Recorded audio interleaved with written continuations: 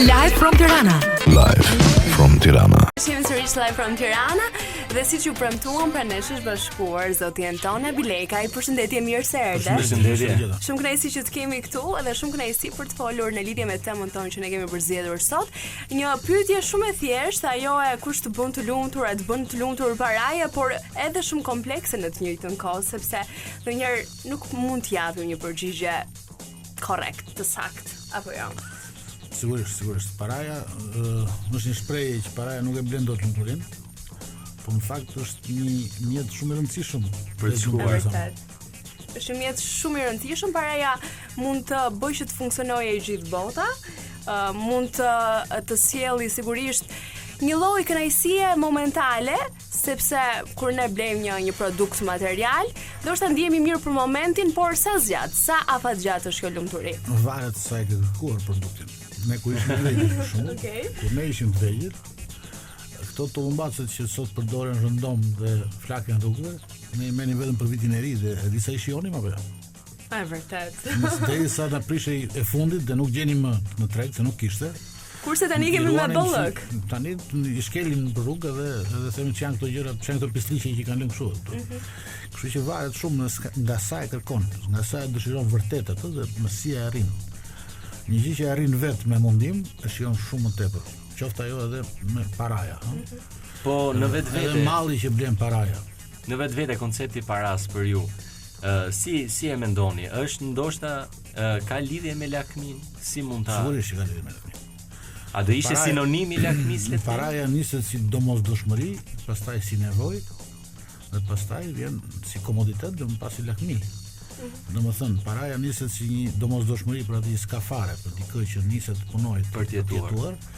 Pastaj si nevojë për atë që ka për të jetuar, për do të rris pak standardin, pastaj vjen ajo e komoditetit, që njëri që e ka standardin kërkon komoditetin dhe kërkon gjithmonë shumë para, dhe ata që kërkojnë pastaj e kohën shumë, është ego njerëzore, aty s'ka asgjë, s'ka më shumë se kaq se komoditeti, atëherë ti von lakmin, numëron parat kot, bën parat. A ka një limit kjo lakmia, deri ku shkon kjo lakmia? Mendoj që lakmia nuk ka kufi. Shikoni, ka njerëz në botë që jetojnë për të bërë para, kanë punë, nuk e bëjnë para se u duhet. Për shembull, këta që janë bursistët, po themi, financierët e mëdhenj.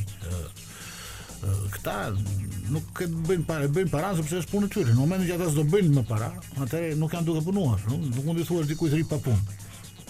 Por ka njerëz pastaj që nuk e kanë profesion bërjen e paras, por e kanë vetëm takmi. Për shembull, një punonjës në shtet në Shqipëri që kanë në dorë tendera e bën param për lakmi, nuk e bën sepse ai Po pikërisht këta persona që ju thoni që bëjnë param sepse duhet bëjnë param edhe kanë gjithmonë dëshirën për të pasur më shumë.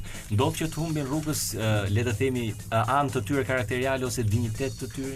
Varet, unë mendoj për shembull Warren Buffett, që është një nga njerëzit më të pasur në botës, që është një nga këta që përmendëm ne, që është nga ata që e kontrollojnë Wall Streetin. Pavarësisht se bën para dhe prodhon para më shumë se të gjithë, është edhe një nga filantropët më të mëdhenj në botë. Ka paguar për fondacionin Bill dhe Melinda Gates miliarda, jo miliona. Një fondacion tjetër, pra, jo me emrin e tij. Dhe i bën nga e para parat, i dhuron, ai i bën punën e vet dhe i dhuron. Si një lloj riciklimi. Si një lloj riciklimi. Ai i bën punën, sepse punë e lloj hobi. Jo, por ndoshta i fal shumë kënaqësi, jo ndoshta, por i fal shumë kënaqësi edhe ndjesia e të dhuruarit. Rruga pastaj për të bërë veten të lumtur është kjo, një nga gjërat që ndihmosh njerëz, ai ndihet i lumtur nuk e bën këtë.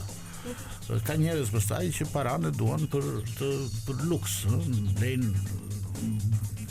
çdo gjë që u shkon në një lloj kënaqësie edhe me këtë blerje. Ndikojnë ka si Sorosi, që është i njëjti prerje si Warren Buffett, dhe që investon paran për të ndërtuar një shoqëri të re, shoqëri të hapur që e quajnë, ka fondacione shoqërisë së hapur. Me një ide të kanë popullit për të ndërtuar shoqëri pa politik dhe pa shtete, që shoqëri intelektuale në çdo vend, të thyen kufin dhe të krijojnë një botë të re. Ka njerëz që e bëjnë për influencë politike. Ka variante ndryshme të njerëzve që se si pasi bëjnë paran, se si e mendojnë se çfarë do të bëjnë me të. Por në vetvete duhet le të themi ai lloji kontrollit që të paktën të mbash një lloj balance mes të fituarit të parasë dhe mos të humbrit të vetes, le të themi, që mos bëhesh rob i saj. Kjo është, çdo njeri është ambicioz. Kjo ka bënë me ambicion dhe me atë që ne i themi arrivist pastaj. Çdo njeri është ambicioz dhe kërkon diçka më shumë për veten.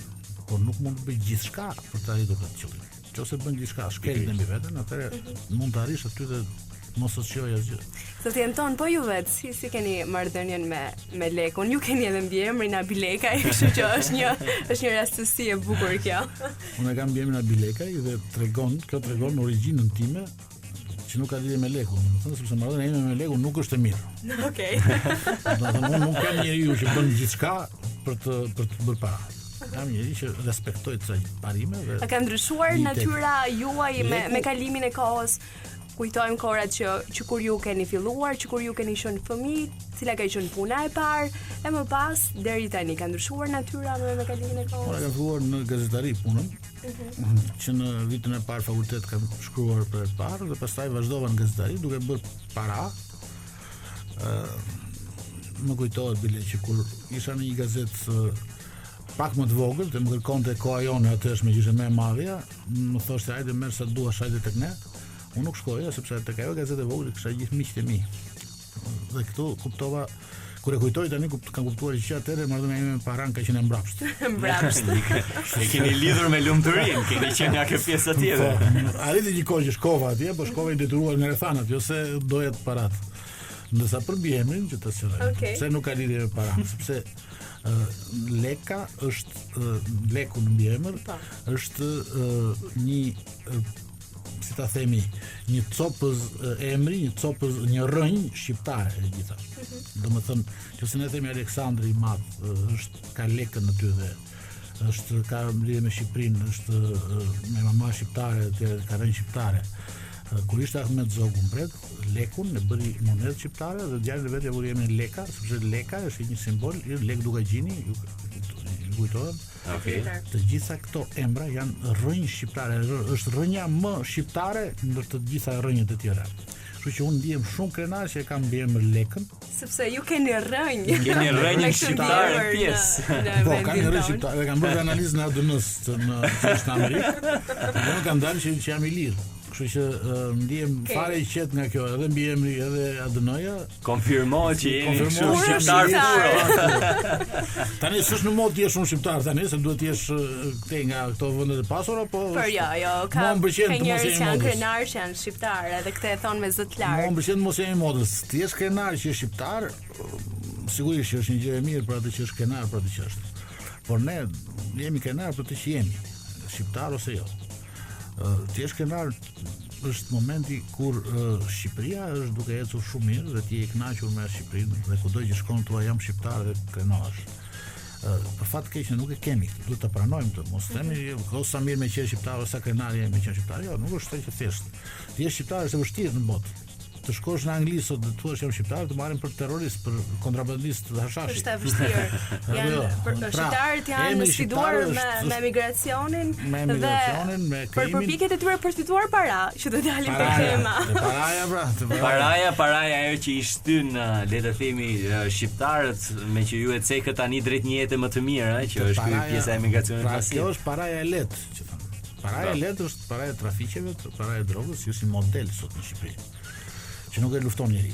Domethënë, nëse ne dalim, ju punoni këtu, punoni edhe diku tjetër dhe pastaj me ato para që bëni, siguroni një standard caktuar jetese, blini një makinë të mirë, dini në rrugë dhe shikoni pastaj që dikush ka bler makinën e fundit që ka dalë, blen ndonjë edicion special të makinës dhe thonë po ky ku i gjeti parat? Me emrin e shkruar brenda makinës. Se thonë ku i gjeti parat? Ai me siguri është një njeri që ka bërë para të lehtë. Edhe ne fillojmë pyesin veten, a është i lumtur ai? Është ai i lumtur? A është kjo rruga për të jetuar duke bërë para të mundimshme apo është ajo duke bërë para të lehtë? Edhe sa kënaqësi merr ai në jetë, por ndalim pak te momentet më të bukura në jetë. Unë po jetoja rejt pak më parë që tek momentet e mia më të lumtura në jetë nuk po më lidhet asgjë me paran. Nuk po del llogaria as pak. As momenti që mora rrogën time të parë, nuk është ky momenti më i bukur, por jo, është momenti që unë fillova punë. Ky është momenti. Edhe unë i thash këtë anën tjetër të medaljes që mbas atij momenti të lumtur të shkënaqur dhe Xhepi më vonë. Ti do vuash. Ti çege si unë në bord në Baranë. Nëse do mësosh tek të tjetrën që kanë patur tur për të marrë rrogën time të parë. Ka hajse. U mor vesh domethënë pas ke shembullin sot. Ka qenë një spot publicitar shumë i bukur që mua nga pëlqyer jashtëzakonisht shumë. Nuk e shoh shumë të spot publicitare, por ka qenë një spot i Mastercardit, që ishte shumë i bukur, që gjithë spoti ndërtohet me episode të jetës shumë të prekse. Një prind që takon fëmijën pas shumë vitesh dhe lumturohet, dikush që arrin suksesin e parë në jetë, siç thua ti, dhe kënaqet dhe lumturohet, dhe pas jep gjithë këto raste kështu, slogani është ka gjëra që parat si blejnë dot, siç janë këto. Për të tjera kujdeset Mastercardi. Ja, reklam shumë do të thënë se e bukur shumë. E bukur shumë kjo. Sot Antoni ishte shumë kënaqësi që të kishim këtu edhe që folëm për këtë temë. Faleminderit. Faleminderit. Live from Tirana.